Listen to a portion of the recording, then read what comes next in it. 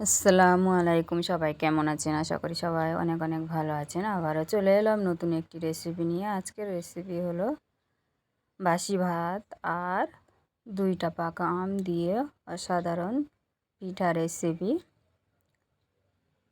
একবার এইভাবে ট্রাই করে দেখুন, খেতে অসম্ভব ভালো লাগবে।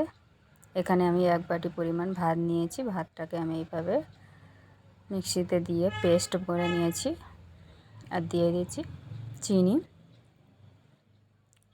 চিনিটা আপনাদের পছন্দ মতো দিয়ে দেবেন। দিয়ে আবারও এইভাবে পেস্ট করে নেব একসঙ্গে। অল্প করে একটু পানি দিয়ে আর একটু খাবার সোডা দিয়ে দিলাম, আর দিয়ে দেবো স্বাদ মতো লবণ। দিয়ে এটাকে ঢাকা দিয়ে এটাকে পেস্ট বানিয়ে নিয়েছি দেখুন।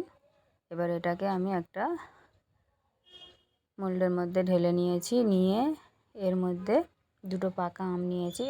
আমটা আমি ভালো করে ছিলে কেটে পেস্ট বানিয়ে নেব। আর এখানে 1 বাটি পরিমাণ ময়দা নিয়েছি। পাকা আমের পেস্টটা দিয়ে দিলাম ব্যাটারের মধ্যে। এবারে ময়দাটা আমি অল্প অল্প করে দিয়ে ব্যাটারটা রেডি করে নেব। এইভাবে হাত দিয়ে মেখে নেব।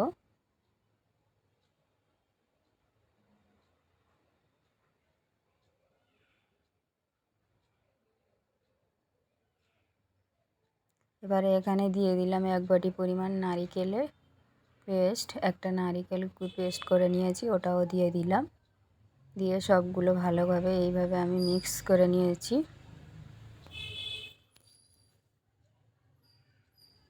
ময়দাটা আমার 1 বাটি পুরো লেগে গেছে, পুরোটা দিয়ে দেব।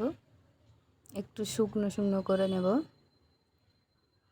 তাতে পিঠেটা অনেক সুন্দর হবে আর অনেক মজাও হবে, ভালো লাগবে।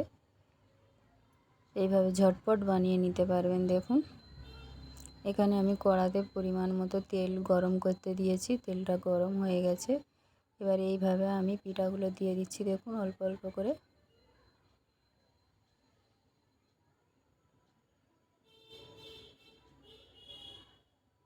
দেওয়ার সঙ্গে সঙ্গে পিঠাগুলো দেখুন কতটা সুন্দর ফুলে উঠেছে।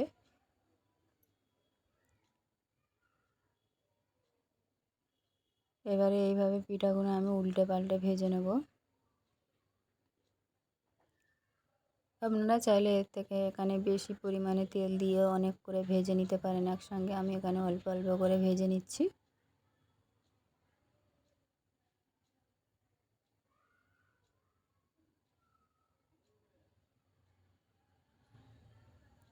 এইভাবে আমি লাল লাল করে ভেজে নিয়েছি। এবারে পিঠাগুলো আমি উঠিয়ে নিচ্ছি দেখুন।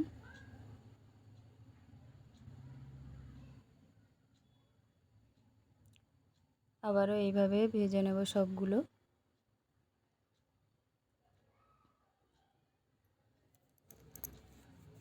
ওইভাবে সবগুলো আমি ভেজে রেডি করে নিয়েছি দেখুন।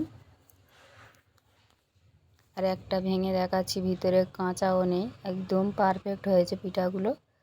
আর খেতেও অসম্ভব মজার। এইভাবে বাসি ভাত ফেলে না দিয়ে একবার হলেও ট্রাই করে দেখবেন।